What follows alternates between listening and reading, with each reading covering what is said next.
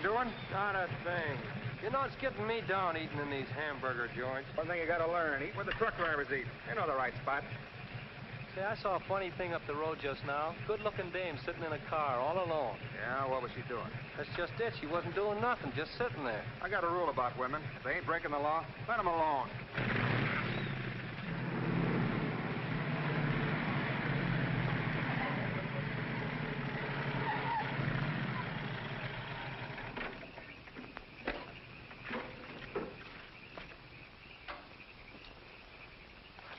I didn't mean to disturb you, miss.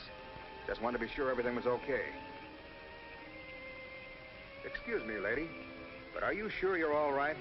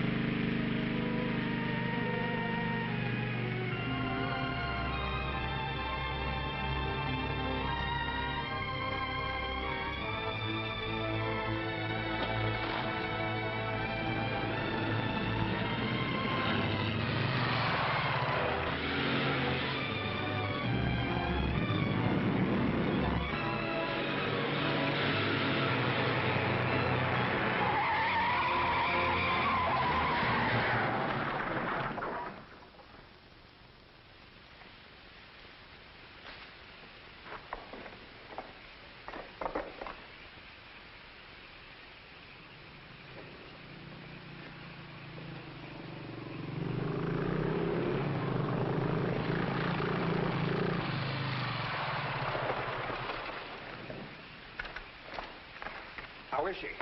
Luckier than she deserves. I just checked on her up the road. She was acting kind of strange then. I better call that ambulance. I doubt if it's serious, and I'm as good a doctor as you'll find at this time of night. Let's take her inside.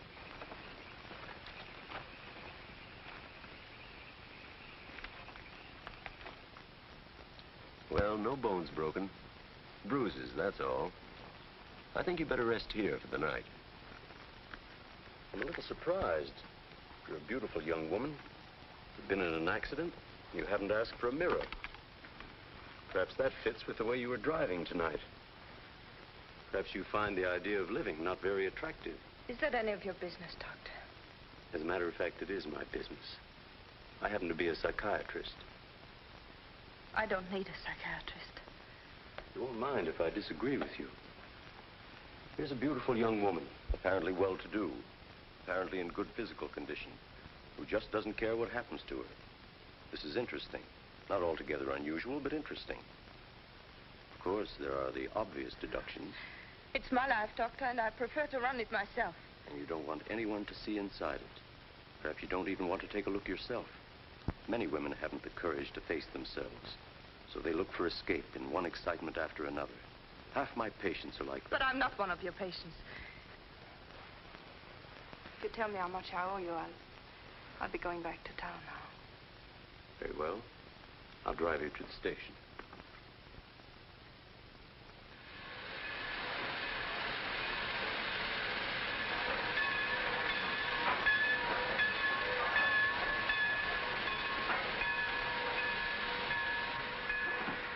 Miss Damien, you're an intelligent woman, not an idiot.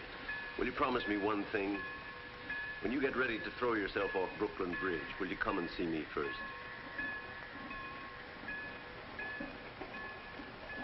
Goodbye, Doctor.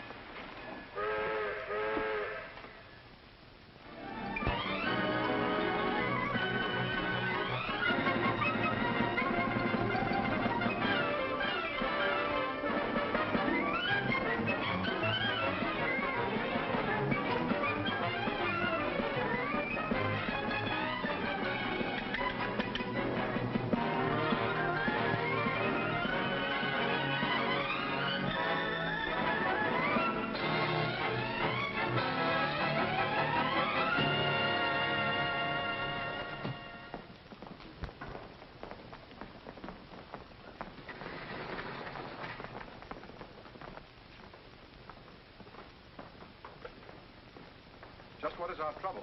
That's what I want to know. Our trouble is Miss Damien. Miss Damien again. She's as pretty as a picture and as stubborn as a mule.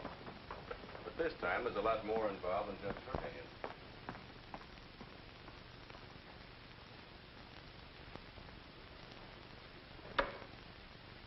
Come in, Miss Damien. We were just ripping you up back a little bit. So I gathered. There's nothing personal. It's about Mr. Cortland. Cortland? Oh, yes. He runs a jewelry store. He owns Cortland and Company. London, Paris, Fifth Avenue. You may remember him as one of our biggest advertisers. Oh, what Shirley wants to say... I know what Shirley wants to say. I always know what Shirley wants to say.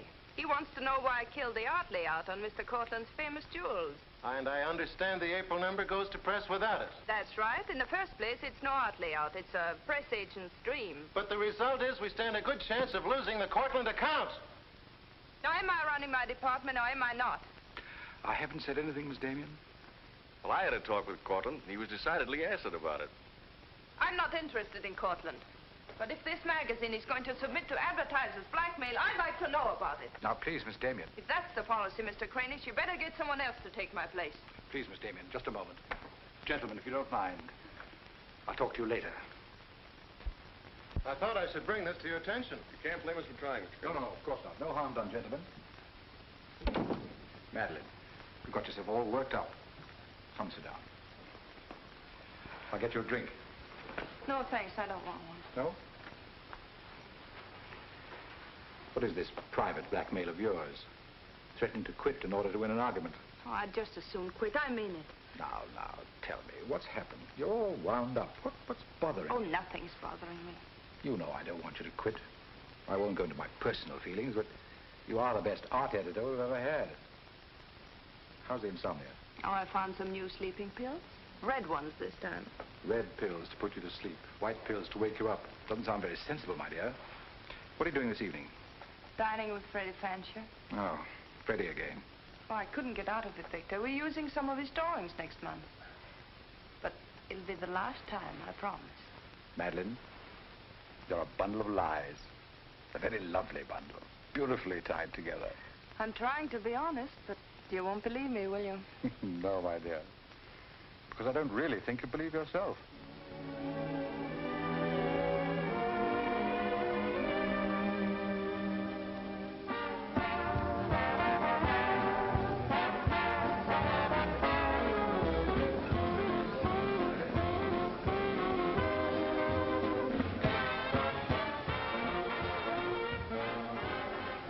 Why do you have to go back to that bore, Freddie Fancher? You haven't even given me a chance to make love to you. You've been doing all right. You know something? It's awfully hard making love to a woman who makes more money than I do. It'd be much easier if you made love to me. Would it? Oh. You're trying to give me the brush off, are you? Well, finally, we understand each other. Well, there you are, Freddie. There's your girl and no bones broken. I'll see you at the office, Madeleine. I'd join you if somebody asked me. Nobody's asking. Fair enough. Why do you have to dance with that pollywog? Look, I've told you not to drink. I always drink, particularly when I'm with you. Oh, am I that hard to take sober? You're a voluptuous pain in the neck. I'm going home. You're not going to walk out on me. Come on, be yourself. I've told you I'm going to leave early. But you can't leave me just sitting here in the snow. I'm mad about you. In my own foul way. Good night, Freddie.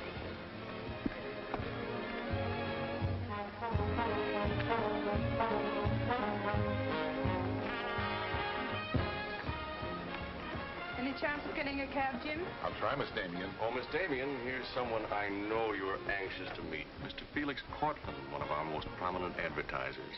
How do you do, Miss Damien? How do you do? Mr. Garrett is the soul of tact, don't you think? He's just been telling me all about you. Oh, I hope he wasn't that blunt. Oh, you needn't worry. I always form my own conclusions.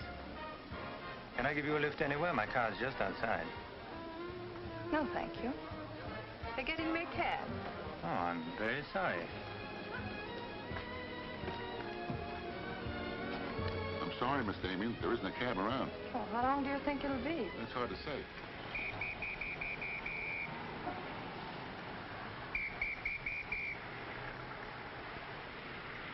Are you sure you don't want a lift? Well, there doesn't seem to be any alternative. Good night, Mr. Garrett. Good night, Mr. Cortland.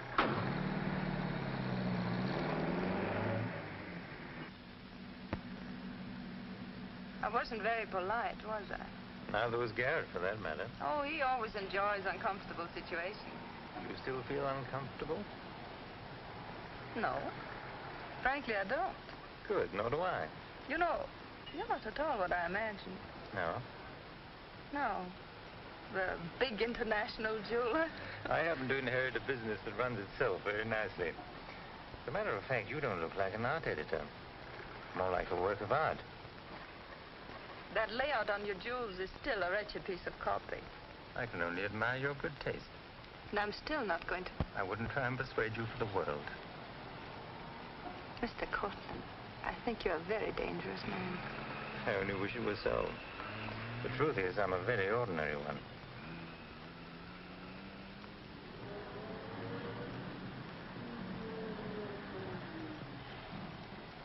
Oh, I'm sorry. I forgot to give you my address. It's my fault. I forgot to ask you. Won't you come in for a minute? No, I don't think so. Oh, but you really must see those jewels you've been insulting. They're much handsomer than the photographs. I'll need you in about 15 minutes. But I said I wasn't coming in. Oh, yes, so you did.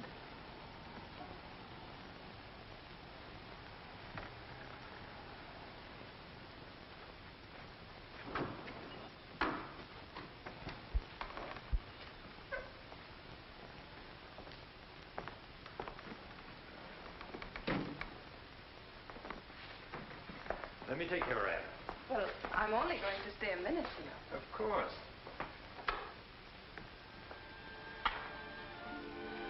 What a wonderful room. I've had this place a long time. In fact, I'm pretty disgustingly rich. Don't you find that rather pleasant? Oh, it's not so hard to take once you get the hang of it. I think I know all the troubles that come with money. And all the pleasures. Well, have you got me all figured out? Only what I see here. Good books, fine pictures. Wonder if you ever look at them. Oh, but I do. I'm a lonely bachelor, and I spend hours here all by myself poring over old manuscripts. You don't expect me to believe that, do you? Didn't my father paint that? Was Stephen Damien your father? Uh-huh. That's very interesting. Is it? I remember when he came here to paint that picture of my mother. Everybody was fascinated by him, especially Mother. Father ended by chasing him out of the house. I'm afraid that's the way it usually ended. My father was very much in love with life. That's a Hungarian custom, isn't it? Mm-hmm. Not exclusively Hungarian. Weren't you going to show me your jewels? Oh, yes, of course. I'd quite forgotten. That's the reason we came in here, wasn't it?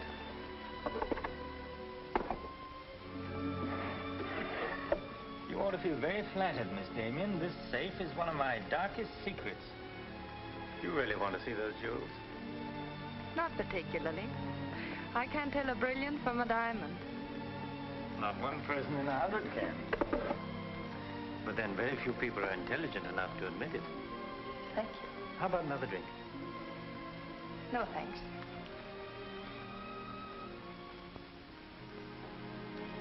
You know, you need relaxing. Lots of relaxing. I can hear your nerves snapping like rubber bands. I'm not nervous at all, see? You're a very curious mixture. A highly moral voice. That's not me, that's my mind. A man's mind, I'd say. Why not? I do a man's work. And desperate eyes. Eyes full of shadows. Insomnia does that. Does it?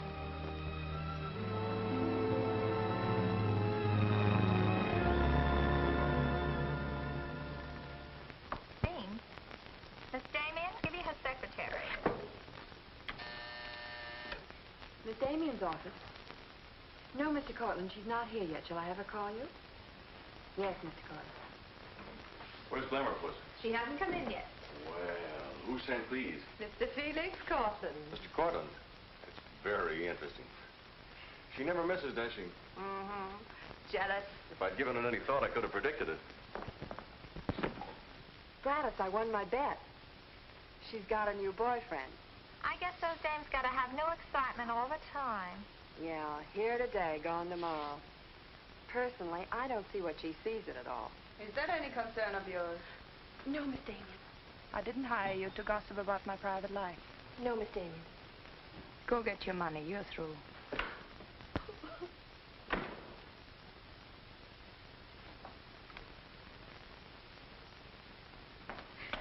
Damien, come in yet?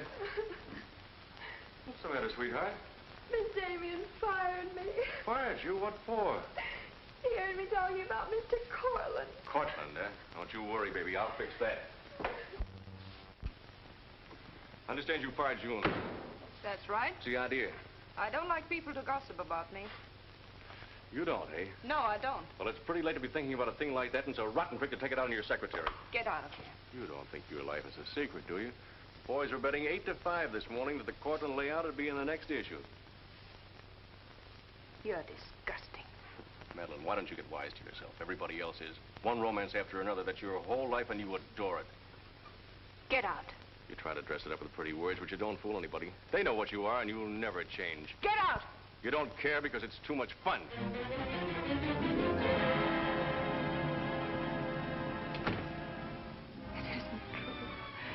It isn't true. It isn't true.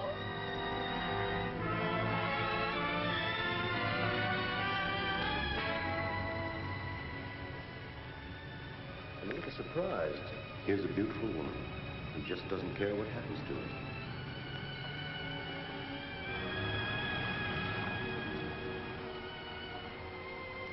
Many women haven't the courage to face themselves, so they look for escape in one excitement after another.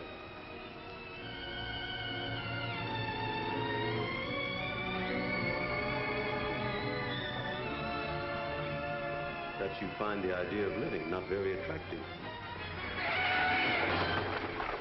Lady, if you want to kill yourself, why don't you try the fridge?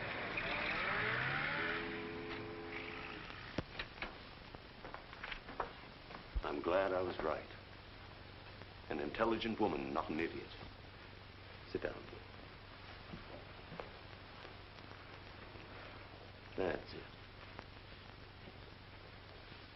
Now, if you feel like talking, just go ahead and talk. You're afraid, aren't you? Well, it's our job to find out why. To explore the shadows and throw light on what we find there. Then you'll be able to see yourself clearly and face yourself honestly. When you can do that, you won't be afraid anymore.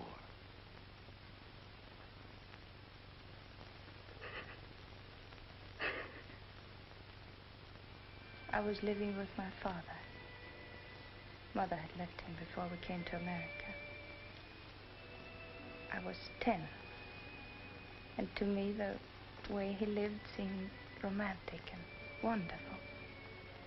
He was a successful painter, and women adored him. He went his own way and did what he pleased.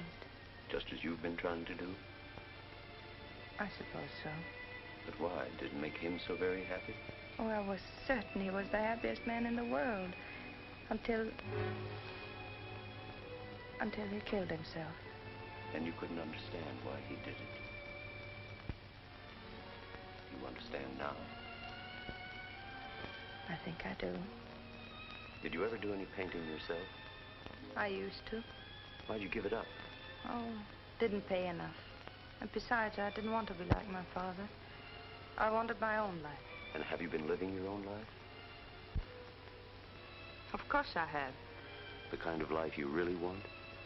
I don't know. I don't know. Don't you think you've been hiding from yourself? Did you ever try and discover the person you really were, deep down underneath? I never cared to. I'm not so sure I do now.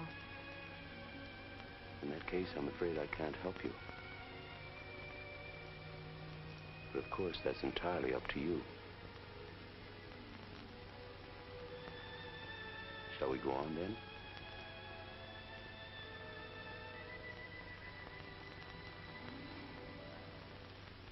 I was doing what I wanted to do. Paying my own way and making my own rules. Nobody was hurt. Nobody but yourself. And it didn't really make you happy, did it? Wasn't that because down underneath you knew there was something missing? Something important?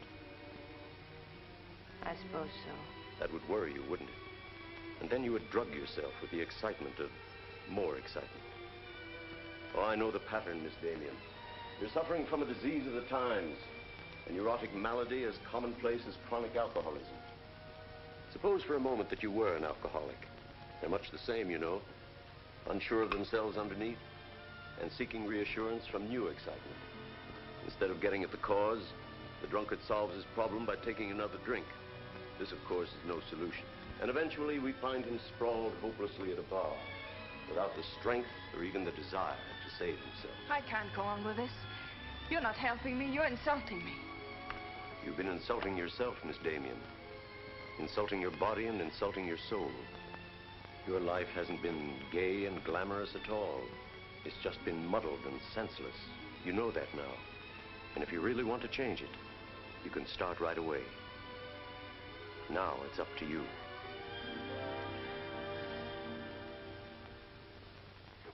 You can have my apartment, Ethel. The rent's paid till the end of the month. Darling, I feel like a vulture wheeling over your head.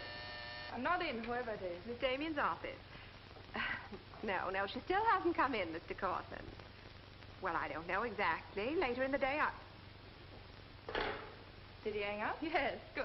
Let me call him back, darling. You may be sorry later. Everything in this pile returned without comment. This I would ask to see more of their work, and these you may be able to use. But you haven't given me your new address.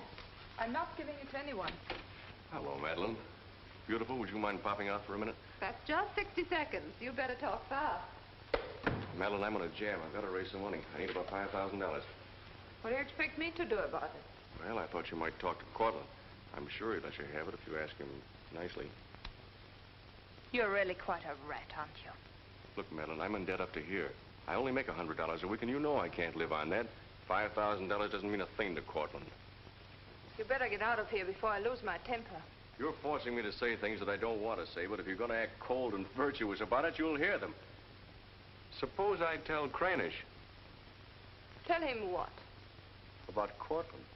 You know, you've got a very nice job here, but you won't have it very long if I tell Cranish. I don't want to tell him, but... What's so funny? As a blackmailer, you are pitiful. Go on, tell him. Tell him what a rat I am, and you are, and he is. Go on, use my phone if you want, and my desk, and my office. I'm through with all of them.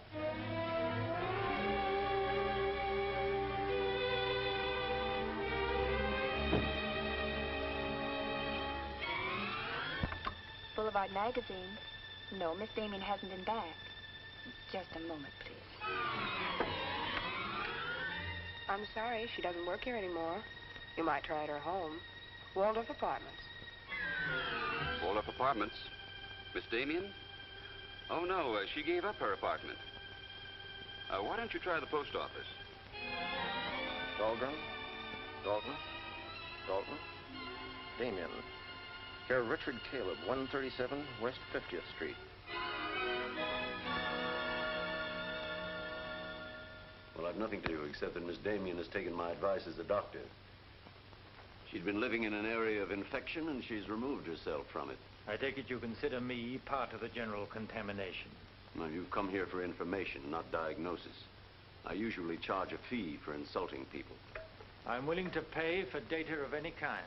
Yes, I gathered that. But I've nothing for sale. I suppose you're being very ethical, but I'd like to talk to Madeleine. In your presence, if you wish. Miss Damien is living under a different name in a different world. She told me to tell you, if you inquired, that she was busy growing a new soul. Now, would you please keep off the grass? Goodbye, Mr. Cortland. Bye, Doctor. Doesn't it ever worry you, playing the almighty in this fashion? Not particularly. I'm used to it.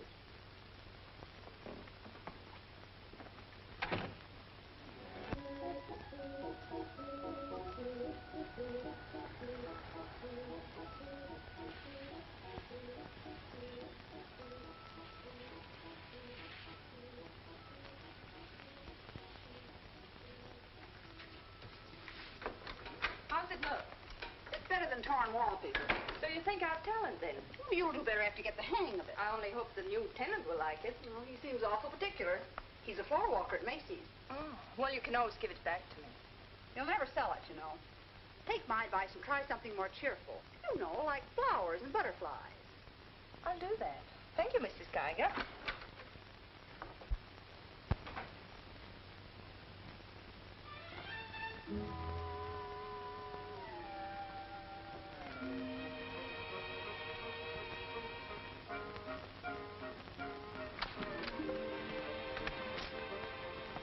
Thanks. You saved my life. Is this yours? Yes. Mrs. Geiger would scalp me if she knew I kept mice in my room. Well, why do you keep mice in your room? Oh, pathologist, part of my homework. I really shouldn't bring these fellas out of the lab, but, well, I got kind of attached to this one. Now, thanks again.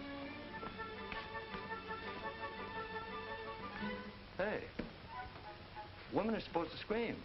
Aren't you afraid of mice? Well, no, but next time I'll scream.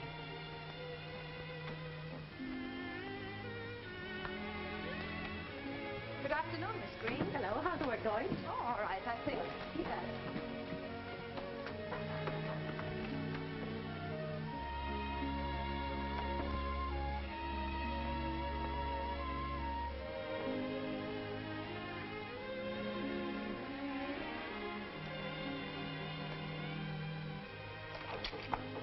Come in. Hello. Hello. Say, you're an artist, aren't you? Well, I don't know. Oh, Mrs. Geiger said yesterday that you were. She's an authority if I ever saw one. I was wondering, could you do a job for me? Want your portrait painted? Me? Oh, no. No, nothing like that. I'm doing some research, and it has to be illustrated. Oh, what do you want me to draw? Nothing fancy, just blood cells and things. Sounds fascinating. Oh, it is, really. You see, it's a lot like... Oh, no, you'd be surprised. It really is fascinating once you get in it. Of course, I'm on a fellowship, and I couldn't pay you very much. Matter of fact, I couldn't pay anything till the first of the month. That'll be all right. Oh, fine. Swell. It's all settled then. I'll see you at my place about 6 o'clock. Oh, but couldn't I? Oh, sure you can. I just live downstairs. You know, the mousetrap. Oh, by the way, my name is Cousins. Mine is Dixon. Very glad to know you, Miss Dixon.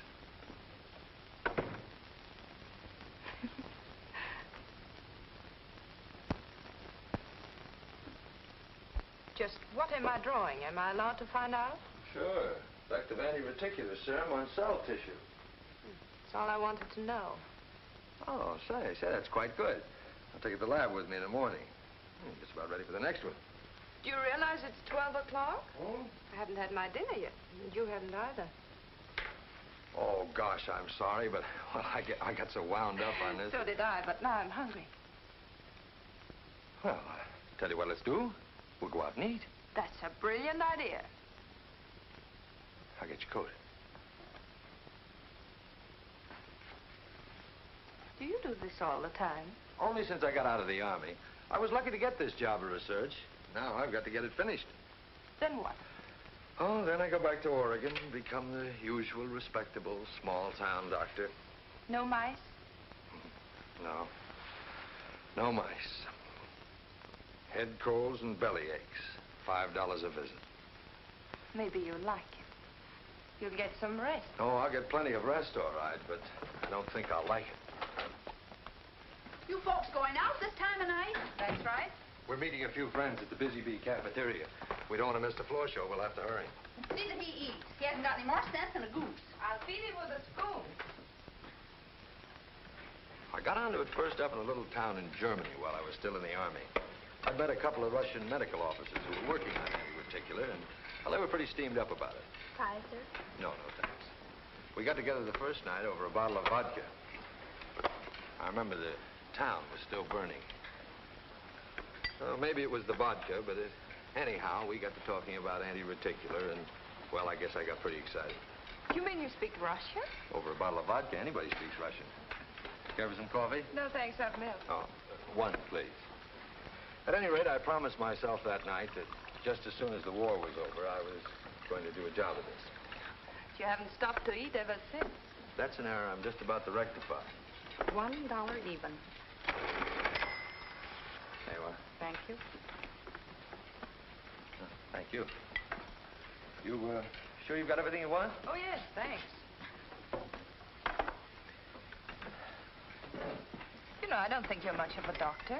Do you call this a sensible diet? Pancakes and pickles? Well, scientifically, there's two kinds of diets. The kind that doctors prescribe and the stuff they eat themselves. Oh, but you're always in such a rush. You can't make scientific discoveries that way. Sure you can. Take Banning. He saw some flies nibbling at a piece of pancreas. Figured out that there must be sugar in it, and in 1 minute he had the idea for insulin.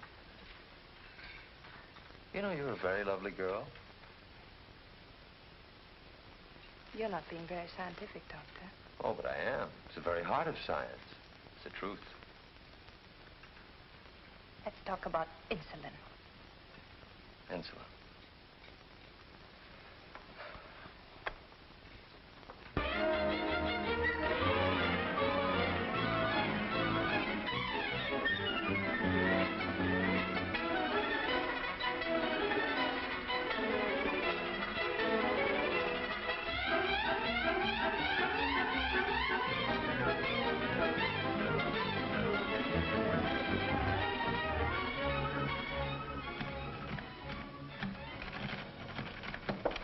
Come in. Hello. Hello. Say, did you buy these new manuscript covers? Yes, are they all right? Oh, sure, they're fine. How much they cost? Oh, nothing at all. Something like 20 cents. Oh, nothing at all, huh? You know you can buy a pair of good mice for 20 cents? David, I have some wonderful news. I just sold a picture. No fooling. Who bought it? The floor walker downstairs. He said it's almost as good as a photograph. Well, the man has great taste. Oh, I think it's wonderful. I'm proud of you. And I'm a little proud of myself, too. David Cousins on anti-reticular. Oh, David, it looks fine. It's important, isn't it? I mean, not just to you, but really important. Well, it won't cure all the ills of man or beast, but yes. Yes, I think it may be important. And I also think that I better hand it in before I start changing it again. Like to come along? Oh, could I? Well, sure. Why not? I think you've been drawing blood cells long enough. It's time now for you to meet one of them face to face.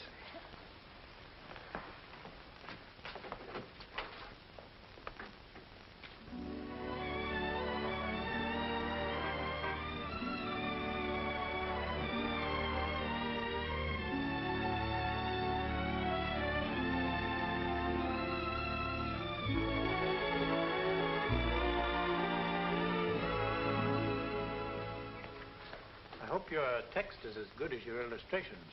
I hope so, too, sir.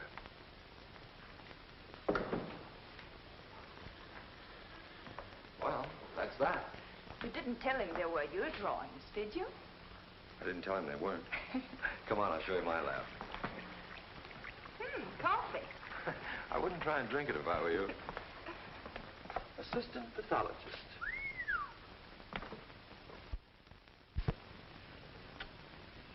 Well, this is me.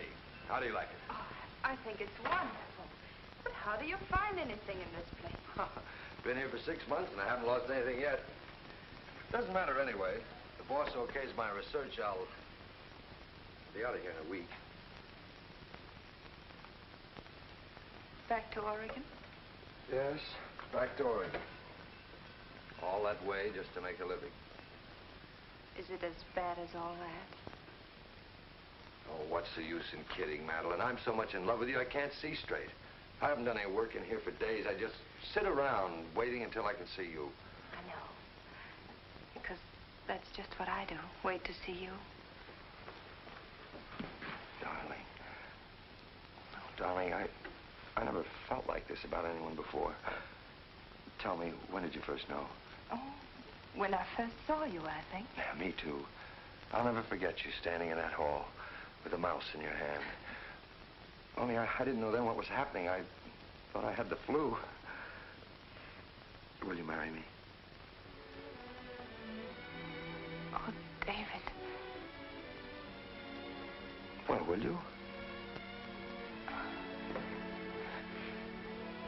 We don't know each other. I mean, you don't know me.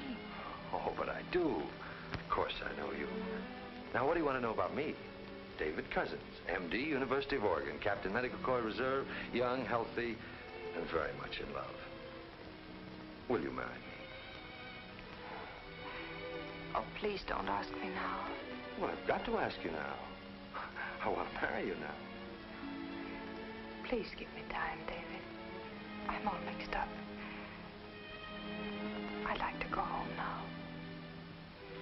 All right.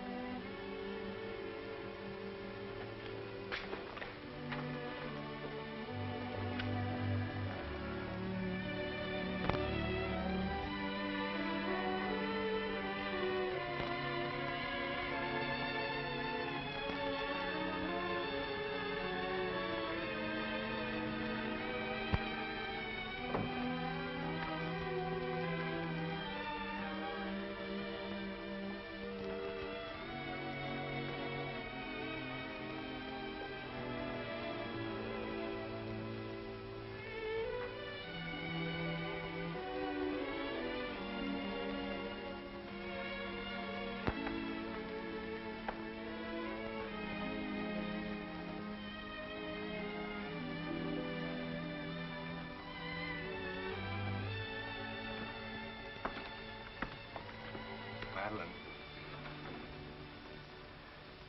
You haven't answered a rather important question I asked you. I can't say no, because I wouldn't mean it. Darling.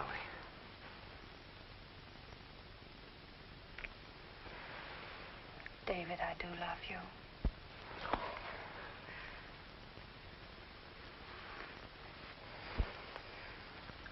Good night, darling. Good night.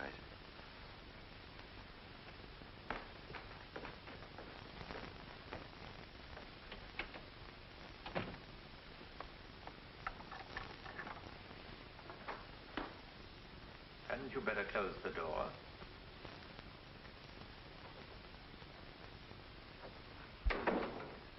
A gentleman I hired provided me with your new address and the proper keys. Suppose someone had seen you. You wouldn't have cared, would you? I didn't think it mattered. You see, I expected to find you wretched and lonely, grappling with your complexes. Rather naive of me. Will you please go? Of course I'll go. But before I do, wouldn't you like to tell me about him? Why? I'm in love. Now, laugh if you want. I don't feel like laughing. I've always wondered if it were possible for people like you and me. And you think you've really got it? Love eternal, the fireside, the slippers, the whole thing? Yes, the whole thing. I'm very glad for you. And I think I'm a little sad for myself. You haven't told him, have you? Told him what? Well, about me, for instance. Why should I tell him? You're absolutely right. You shouldn't. Men prefer to keep their illusions, don't they? Please go. If you ever need me, you'll let me know, won't you? And don't call the past too many names.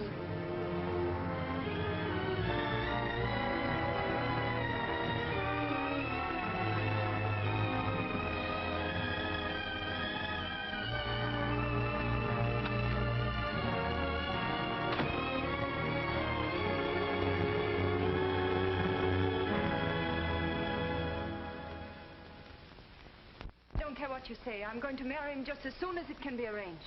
You want to run away from your problem? I'm not running away. Are you? You're looking for security from someone else instead of building it within yourself. But I love him. I can't talk to you if you don't believe me. Falling in love doesn't cure everything overnight. What do you mean? Let's be honest. There's a side of you that hasn't fully changed. Isn't that true? That is true, isn't it?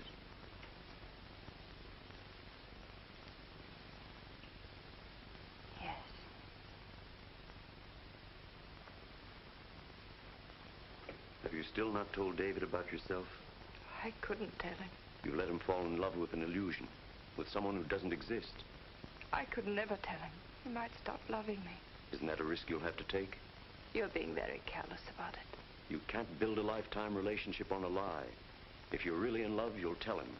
With the others, it was different. But if you love him... Will you please stop saying if? How many times must I tell you I love him? But real love is a sharing. If you're strong enough to face this yourself, you're strong enough to face it with David. Oh, I can't do it. I can't risk the only happiness I've ever had. That's up to you, Miss Damien.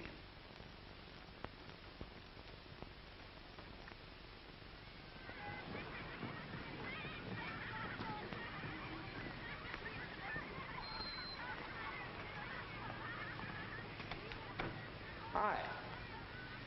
Hello, darling. You're home early, aren't you? Well, I didn't get fired, if that's what you mean. Dr. Lutz read my paper. Really? What did he say? Well, he liked it. Oh, David, that's wonderful. The only trouble is he thinks it's so important he wants me to go to Chicago and read it before the convention. Oh, David, no. Well, that's not my idea. I don't want to go. Well, when will you have to leave? Tonight. Gotta catch the 8 o'clock plane. And when will you come back? Oh, I don't know. A few days. But I tell you what. As soon as I get back, let's get married. You can get a license in 3 days, and it only takes 15 minutes to get married. You still want to marry me, don't you? Oh, more than anything in the world.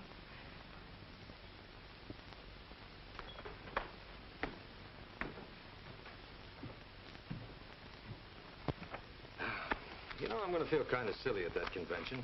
Of course, it's a great honor and all that, but You realize that I'll be talking before some of the biggest men in the field? What's the matter, darling? Nothing. I was just thinking how I'd feel if you didn't love me. Oh, don't be silly. Not a chance. David, could you ever stop loving me? Oh, that's really a gruesome thought. Of course not. Even if there was a reason? The world is bothering you. Nothing. I just wanted to be sure. Sure about what? That you loved me and not an illusion you built up about me. Scientists can't believe in illusions. I believe in you. You're the best thing that's ever happened to me. 4 shirts. I wonder if that'll be enough. Come to think of it, it'll have to be. That's all I've got. Socks? Well, that just about does it. Madeleine, was there something special on your mind? Something that you wanted to tell me? Just that I love you, that's all.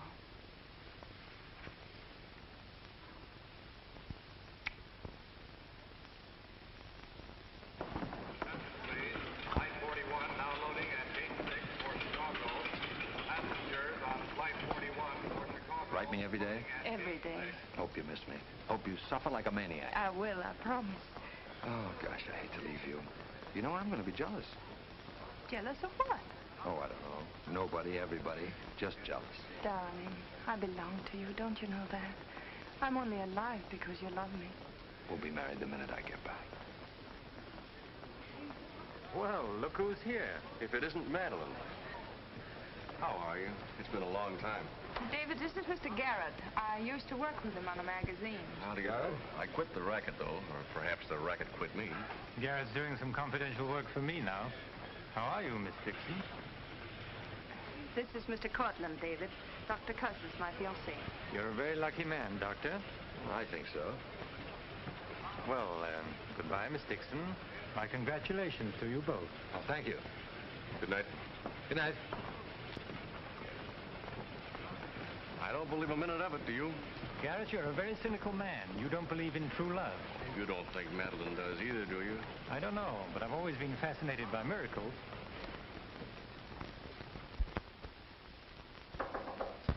Come in. Telegram for you, Miss Dixon. I thought I'd bring it up myself. I thought it might be important. The news? He won't be back till Friday. That's men for you. You never can count on them. Oh, I forgot. A doctor somebody called you, said you were to call Miss Ethel Royce. She's been trying to get in touch with you. Friend of yours? Yes.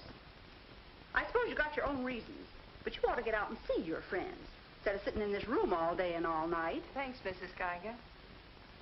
None of my business, mind you.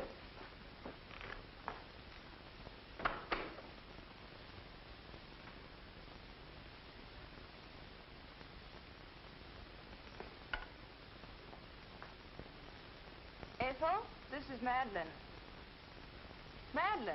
Darling, but this is really a voice from the dead. I pestered that doctor of yours for hours. I just have to talk to you. Well, what about? Will you remember that art supplement, the one you started? Well, I do need your help, dear. I'm in an awful mess. Sorry, dear.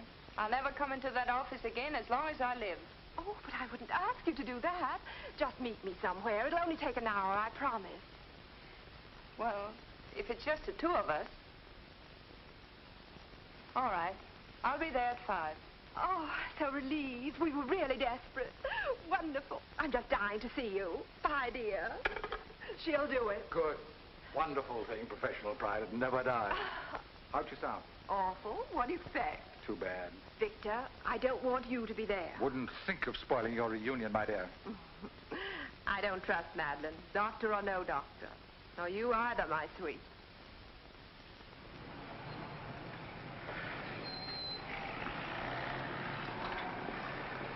Hello, Miss Damien. Glad to see you back. Glad to see you, Jim.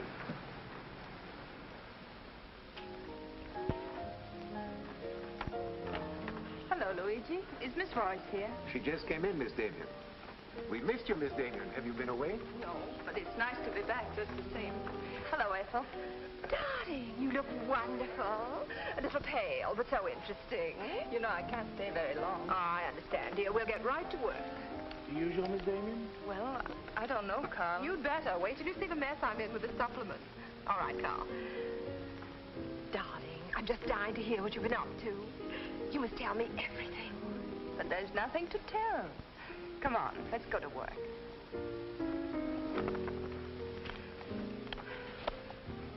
You're just marvelous, my dear. You've made the whole project seem utterly simple and practical.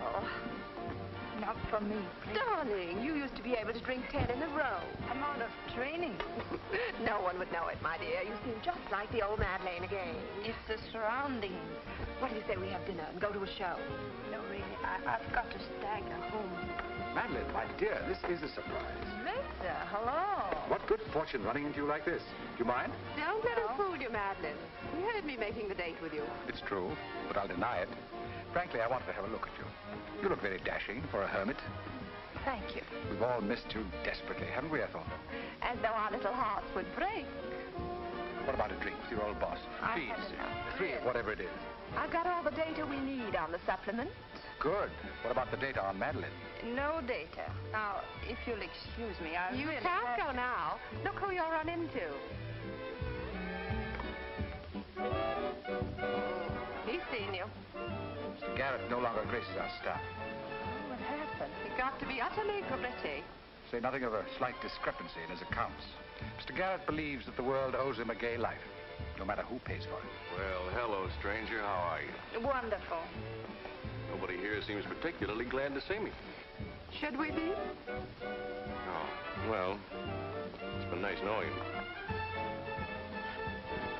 There goes one reason for my ivory tower. What? Darling, I'm constantly running into men who adore you. Slews of them. Hated them all. I know what you're thinking.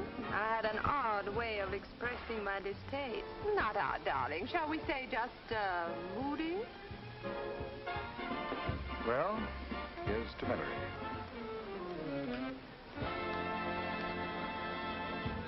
May I speak to Mr. Cortland, please? Just a moment, sir.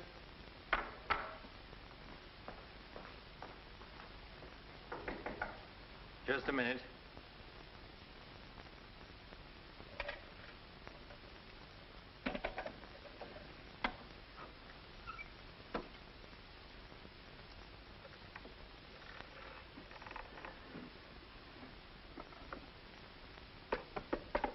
Come in. Mr. Garrett on the phone, sir. All right. Hello, Garrett. I have some interesting news. Do you know who's here? Madeleine. How considerate of you to call. By the way, I've just been through the stones in my safe, and one's missing. The stone's not terribly important, but you're the only person who knows about my safe, and the fact is you did have my keys for quite a while yesterday. What are you getting at? Only that I don't like thieves. But you're being ridiculous. Let me come over and talk about it. There's nothing to talk about. I'm taking it up with the police. But, Cortland, you can't do that.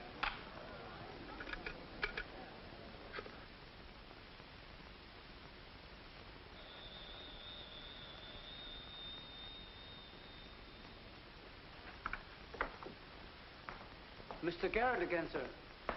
Tell him I've gone out. I'm sorry, Mr. Cortland has just left.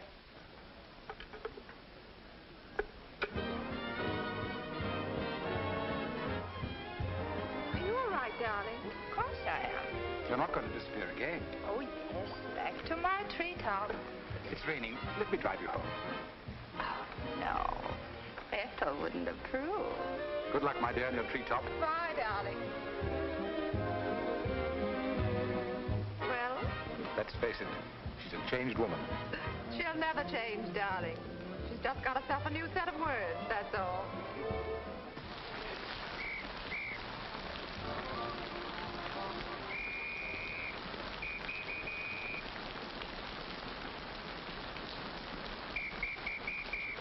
Madeleine.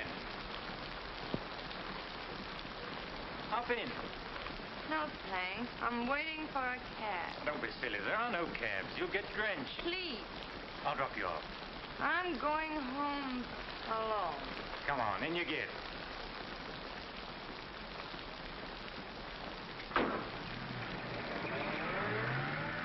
I hope you didn't get too wet. Your concern is touching. Quite a coincidence finding you in the rain. Is it? I can't lie to you, especially when there's no point to it. I was informed you were playing hooky. You're detestable. I'm really not detestable at all. I happen to be very fond of beauty, which shouldn't be a crime in your eyes. Please, no debates. I'm a little dizzy. A good dinner will soon take care of that. Why do you always hound me? You know I despise you and everything you stand for. There's always a chance I may be able to improve your opinion and your manners. I'm sleepy. You know you're very lovely. Please don't bother. I'm not listening.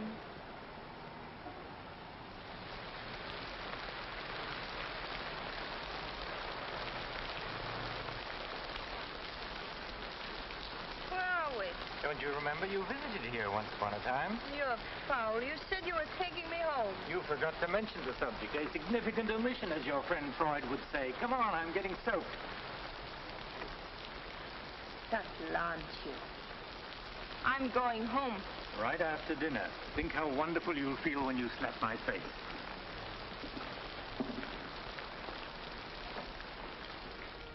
That'll take the chill out of your bones and maybe even your heart. Still cold? Oh, no. It's quite warm in here. Cigarette? Thanks.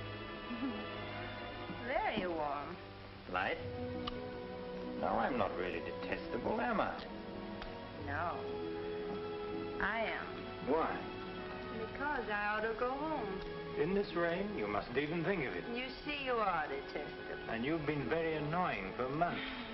Madeleine, we belong together. You know that. No, I don't know that. Of course you do. We feel the same way about life. You're not making sense, Mr. Courtney. Why make sense? Doesn't this make more sense than talking and lying? No sense at all. Then what would you call it, darling?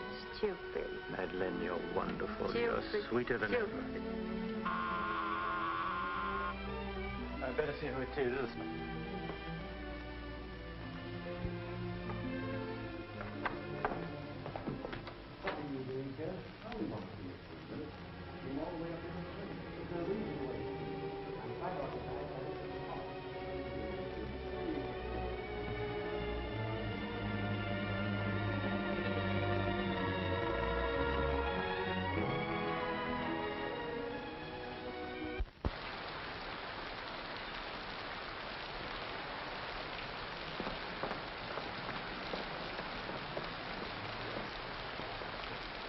But I tell you, I'm going to raise the money. I'll pay you, honestly. I don't like dealing with thieves. That's a job for the police. If you swear out a warrant, you'll never get a dime. Look, I didn't sell it. I just had to have some money temporarily. Here's the pawn ticket. I'm not interested in pawn tickets. Good night, But, guy. Carter, you've got to give me a chance. I said good night.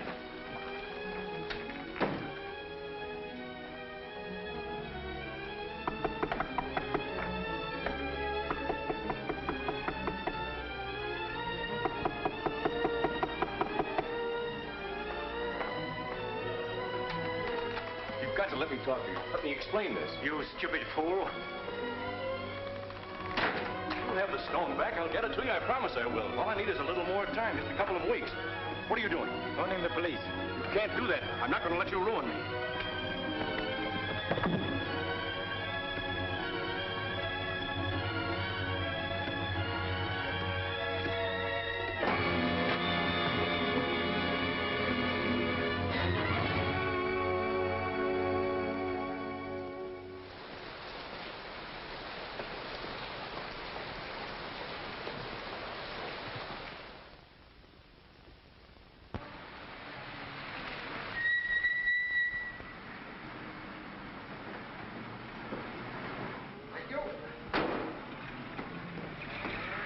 You're looking very lovely this morning, Mrs. Geiger. You wasn't expected back until Friday. That's what I like. A cheery welcome home. Miss Dixon upstairs? I haven't seen her this morning.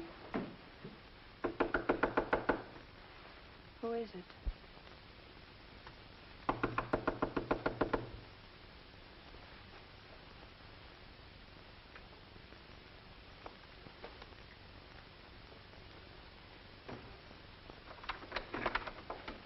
Hi. Darling. Oh, I couldn't wait till Friday. I just said my little piece and ran out on them. Oh, I needed you so badly. I feel lost without you. Don't ever leave me again. That you can depend on. Say, I've got big news. I'm a success. Oh, tell me all about it. I wonder what's the matter with you. You don't look very good. Come on, I think you better get back in bed. Now then, first, I don't have to go back to Bellyaches in Oregon. You're not marrying a small-town country doctor, young lady. You're marrying a promising young research scientist. At least that's what Dr. Broder says, and he ought to know. He's got a long white beard. Oh, darling, I'm so proud of you. I think I'll take your temperature. Gee, I wish you could have been there. When I finished reading my paper, they all got together and offered me my own laboratory in California. I still can't believe it. There it is, right in the paper. You'll find it on the bottom of page 10.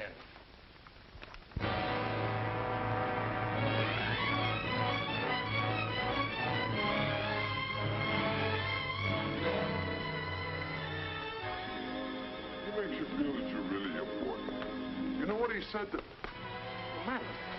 Madeleine, what's the matter? David. Oh, darling, you're cold as ice. You've got a chill. You stay right here. I'll be back in a minute. Oh, don't go. Don't leave me. I'll only be a second. I want to get a hot water bottle and some more blankets.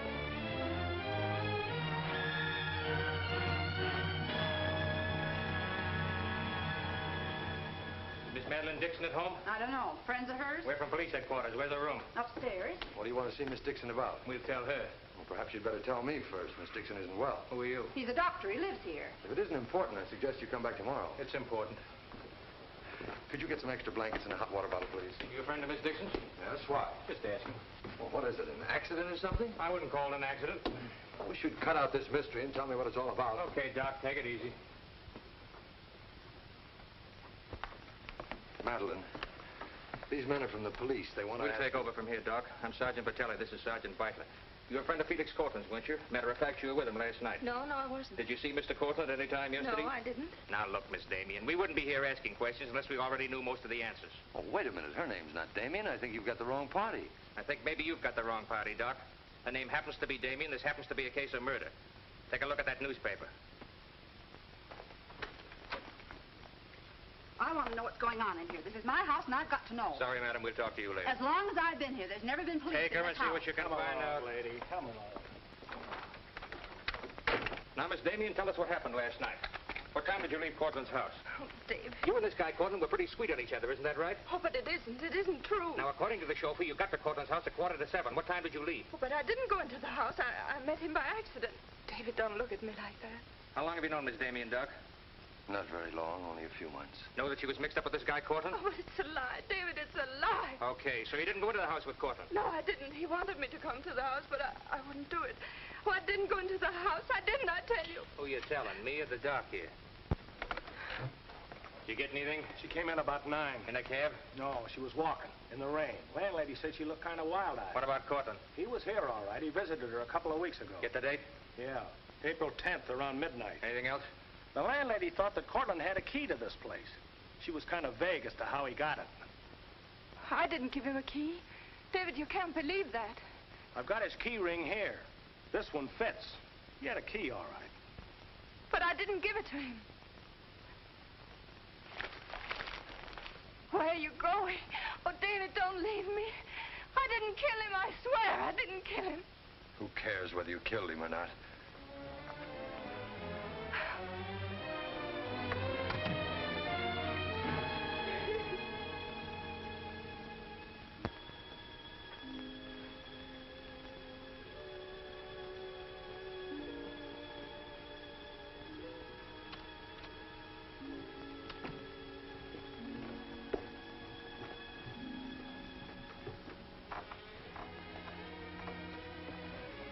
Could I see him for just a minute? Well, it isn't regulations. Okay, 60 seconds. David, please listen to me. You lied to me. You've always lied to me. But I'm not lying now. I didn't want to go with him. He said he'd drive me home. And he made love to you, didn't he? Oh, don't deny it. Of course he made love to you. He had a key to your room. I should have told you many things. I tried to, but I just couldn't. If this thing were so innocent, you would have told me. When I said I was in love with you. When I asked you to marry me. I was afraid, David. I was afraid you wouldn't understand. You bet I wouldn't. Before I met you, I was horrible. But you changed all that. You made me sane and happy. Why keep on lying? You tried that upstairs and it didn't work. Look, I was in love with you. All right, I made a mistake. I thought you were something wonderful, and you turned out to be something else. So let's just forget about it. The only thing that you can do for me is let me alone. I love you, David. I'll always love you.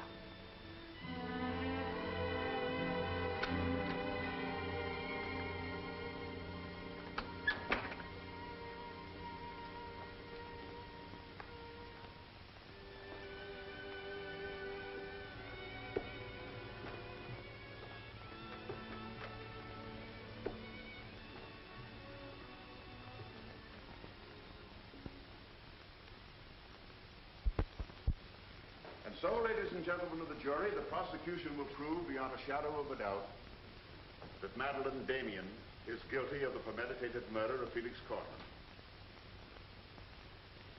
We will prove that she was in his apartment the night he was murdered. We will prove that her fingerprints are on the table lighter with which he was murdered. And we will prove further that she had a motive for the murder. For after all, this is a very simple story. To one man, Dr. Cousins, she was a pure and noble woman. To the other, Felix Cortland, an irresponsible light of love. Too self-indulgent to be faithful to the man she wanted to marry. Too weak and lacking in character to break with Cortland. Her twisted soul was bent on a heartless deceit. To make one man believe what all others knew to be a lie. And when Cortland threatened to expose her, she went to his apartment to plead with him in the only way she knew. She embraced him. She made love to him. And when, in spite of that, he threatened to expose the lie that she was living, she silenced him forever. Ladies and gentlemen of the jury, the state asks you to find Madeleine Damien guilty. Guilty of murder in the first degree. On the night Mr. Cortland called on the defendant, did you let him into her apartment? I certainly did not. How did he get in then? He must have had a key of his own. The key of his own? Where was the defendant when he arrived? Out with the doctor, I suppose, pulling the wool over his eyes.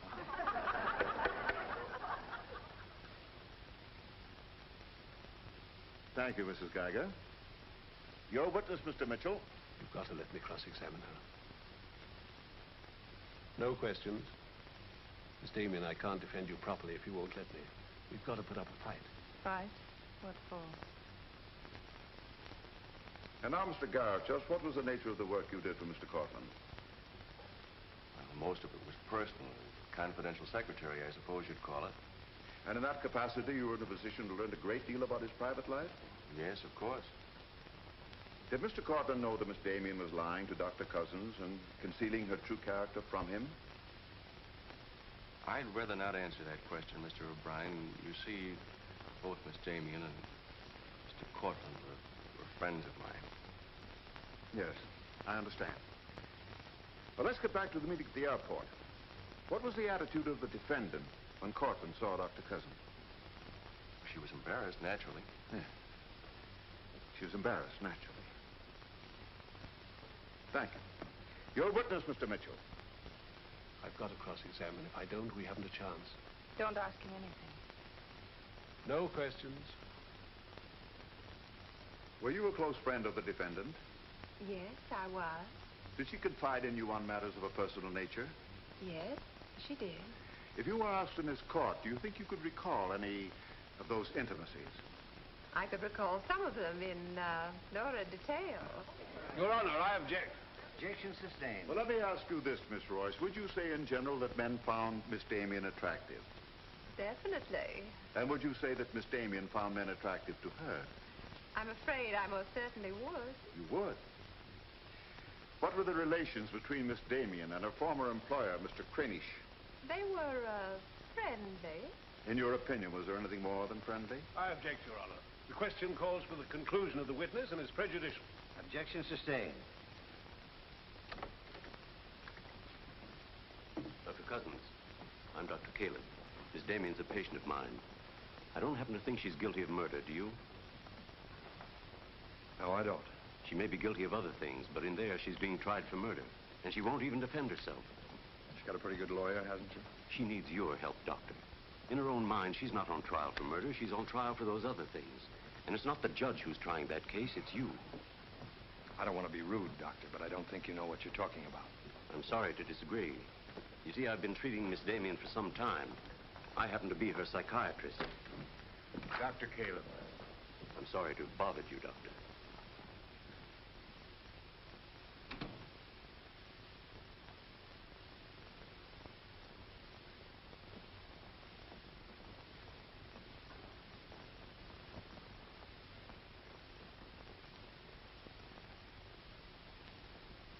Your name, please?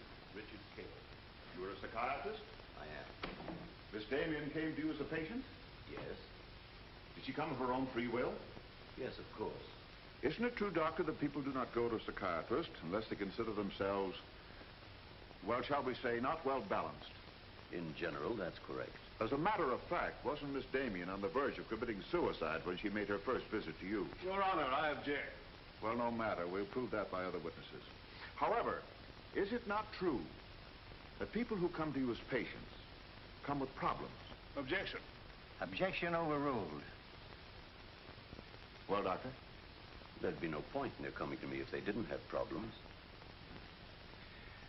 So the defendant came to you with a problem.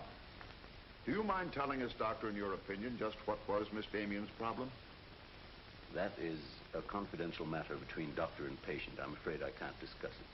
Well, during the course of your treatment of Miss Damien, did you ever discuss her relationship with Dr. David Cousins? Yes, we did. Well, bearing in mind the fact that she's engaged to be married to Dr. Cousins, do you think she was as frank with him as she should have been? As a matter of fact, I urged her to tell him everything. And did she? Not to my knowledge. Well, why not, Doctor? Why didn't she? I'm afraid you'll have to ask Miss Damien about that. Did you ever meet Dr. Cousins? Yes, just a few minutes ago. Well, I'm sure you found him a reasonable, intelligent young man, and yet the defendant refused to confide in him. Having met Dr. Cousins, I think I can see why Miss Damien hesitated to confide in him. Do you mind telling us why? It's my impression that Dr. Cousins hasn't the capacity, either emotionally or intellectually, to understand a problem like Miss Damien's.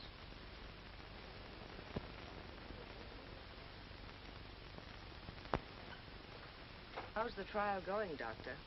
Not very well, I'm afraid. There's a Dr. Cousins in your office. Oh? He said you weren't expecting him. As a matter of fact, I was expecting him. Hello, Doctor. Sit down, relax. Tell me, is this a professional or a social call? Dr. Caleb, you said some pretty rough things about me this afternoon. Yes, I did, didn't I? I think I'm entitled to an explanation. So do I. As a matter of fact, I'm very glad you came over. I wanted to talk to you about Miss Damien. I'm not interested in Miss Damien. I'm glad to see you're still in love with her. And I'm not in love with her. All the better. Then we can approach the subject of Miss Damien as one scientist to another. You see, I'm interested in Miss Damien because she's a patient of mine. I believe I was well on the way to solving her problem. It would be most distressing to me if she were to die now for a crime she didn't commit. It would be as though you had lost one of your white mice, one that you had just inoculated. What's all this got to do with me? Only this, that when you testify tomorrow, you'll be asked to tell the truth, the whole truth. The whole truth about a human soul is a complicated proposition. Now, I'm not going to tell you anything about Miss Damien that you haven't already heard. But isn't it possible that you've picked up a few stray facts and added them up to a conclusion that's entirely wrong?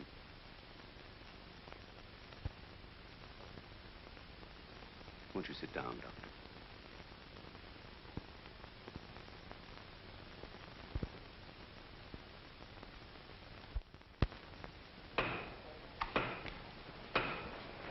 Hear ye, hear ye, hear ye. The court is now in session.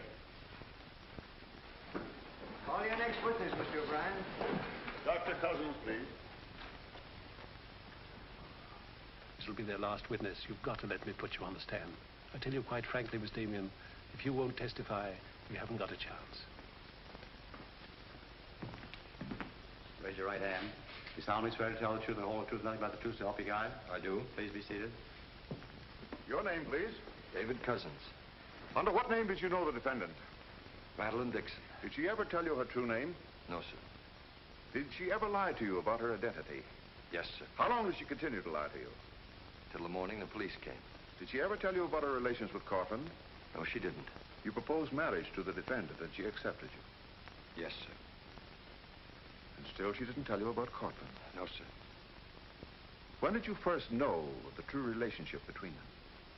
Same morning, the morning the police came. Oh, I see. Then from the moment you met her until the day she was taken into custody, you didn't know the truth about her character. I object, Your Honor. Mr. O'Brien, haven't you covered your point? Well, Your Honor, I'm merely trying to clarify for the jury the true nature of the defendant's motive. Proceed. Thank you. One more question, Dr. Cousins. If you had known the truth, would it have affected your love for the defendant? Your Honor, I must protest. Let him answer. Objection withdrawn. And now, Dr. Cousins, if you had known the truth, would it have affected your love for the defendant?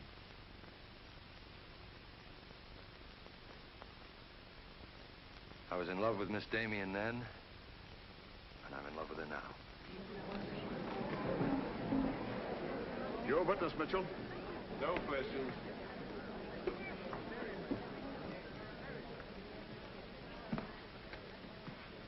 Did you really mean it? Yes, I really meant it. I can't believe it. Now will you let me put you on the stand?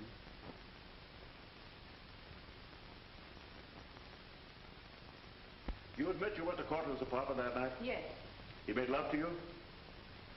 Yes. Did you have any conversations about Dr. Cousins? No. Positive? Yes, I am. But tell me, Miss Damien, were you in love with Felix Cortland? No, I wasn't. Were you in love with Dr. Cousins? Yes. Oh. But you went to Cortland's apartment nevertheless.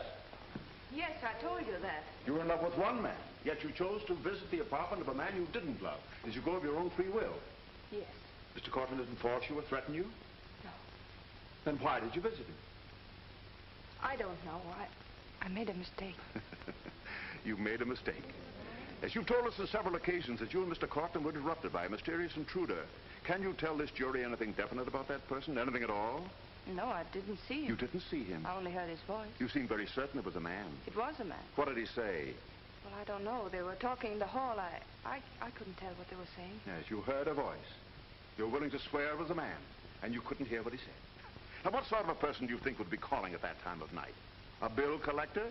A man selling magazines? Or perhaps even a burglar? Why not a burglar? Mr. Cortland was a very wealthy man. He must have been a very timid burglar because nothing was stolen. Of course, you realize that Mr. Cortland kept his jewels in a vault at the store? Not all of them. He kept some at home in his safe. Safe? What safe? The one in his living room? You didn't by any chance see that safe, did you, Miss Damien? Yes, I did. The court, please. This is the first we've heard about a safe. I ask for a recess to examine the apartment. Well, Your Honor, we've been all over the apartment. But if there is a safe, and if it has been robbed... Gentlemen, court is adjourned until tomorrow morning. I suggest the district attorney, the attorney for the defendant, examine the apartment together.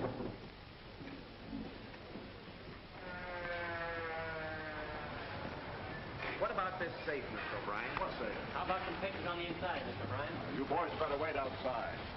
I may have a statement for you when I come out. Mr. O'Brien. Huh? Mind if I tag along? I don't know why you're sure. The fine witness you turned out to be. Couldn't help that, sir. All right, Garrett, where's the safe? Me, Mr. O'Brien? I don't know of any safe in here. I didn't think you did. If you want an unbiased opinion, I don't think there is a safe. Well, here's a learned counsel. Perhaps he knows. Where's the safe, Mitchell?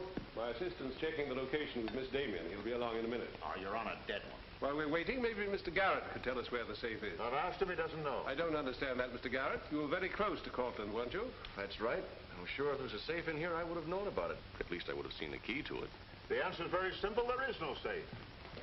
What did you find out? I got the dope on him, Mr. Mitchell. Splendid. It's over here in this bookcase. You were wrong for once, Mr. O'Brien. Could be. What do you know about that? Have you got Cortland's keys? There they are. Thank you. That looks to me very much like a safe, Mr. O'Brien. Yes, it does, doesn't it? But not like a safe that's ever been robbed. I don't think a good burglar would leave those behind.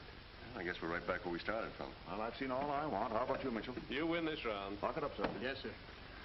See you in court, gentlemen. Can I give you a lift, Doctor? No, thanks. Sergeant, I have some papers here, Mr. Cortland's I'd like to put in order. Do you mind if I stay? It's all right with me. We're finished with the place. Thank you very much. Anything I can do for you, Doctor? Oh, I was just curious about something. I've never seen a safe like that before. One that operated with a key. Come to think about it, I guess I haven't either. Normal assumption about a safe is that the lock works on a combination. Yes, I guess most of them do. I was wondering how you knew that this one worked with a key. You said you'd never seen the key to it. Did I say that? Uh-huh. I guess I must have said something I didn't mean. Oh, I see. There could be another explanation. Really? Yes. That you were lying when you said you'd never seen the safe before. You're not serious, are you, Doc? I'm a scientist, Mr. Garrett. When we get hold of an odd fact, we consider every possible explanation. We make some of our most important discoveries that way. Well, it must be fascinating work. Yes, it is. Suppose I had known about that safe, which I didn't. What would that prove? Frankly, nothing. But it does suggest a theory. You were very close to Cortland. You knew about the safe. Maybe the safe was robbed. Perhaps he found out about it. He was quarreling with a man in the hall the night he was killed. Maybe that man was you. That's a very interesting theory. Yes, isn't it? Well, as I said, I'm a scientist. When we hit on a theory like that, the next thing we do is to test it. That's all I'm doing. I see. Then you won't mind having a little talk with the police? Why, no. Why should I? Fingerprints. But then, of course, if you've never seen the safe before, you won't mind them checking it for yours. Oh, certainly not.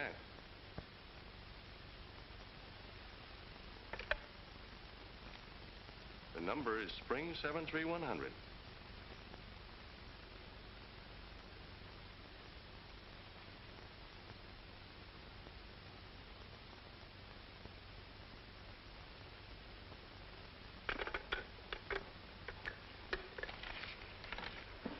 Okay, Doc.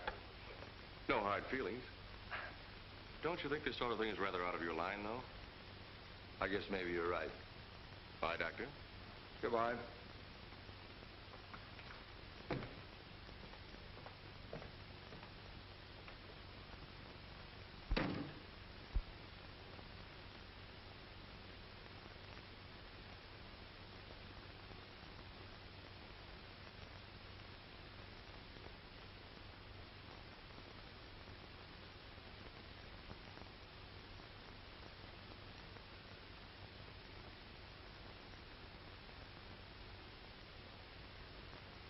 Spring 73100, wasn't it, Mr. Garrett?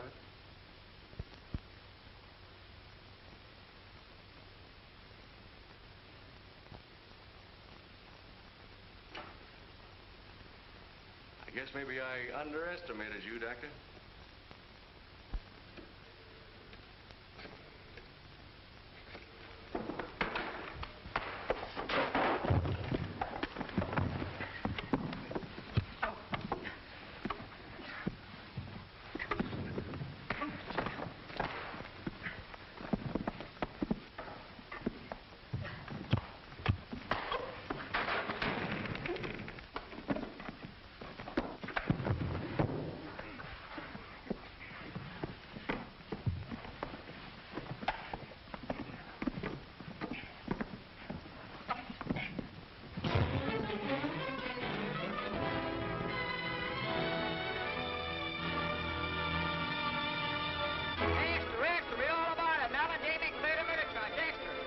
From the Associated Press newsroom. Bulletin.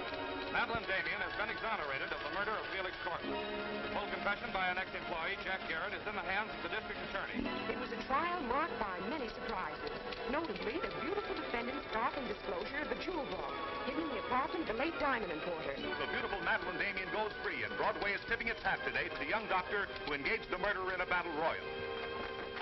Miss Geiger, I've been looking for Miss Damien. Have you seen her? She's gone. She asked me to give you this. Gone? Well, where did she go? I couldn't get a word out of her, but I know she left the airport more than an hour ago.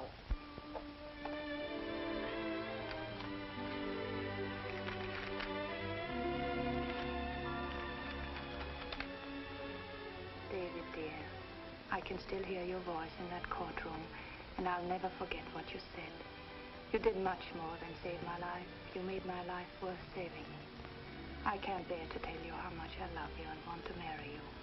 But right now, that wouldn't be fair. I'm going away for a while. I want to be terribly sure, after all this, that I can really be the kind of person you once thought I was. Maybe after a while that will be possible. And then, when we're both sure, David, please ask me again. Goodbye, my darling.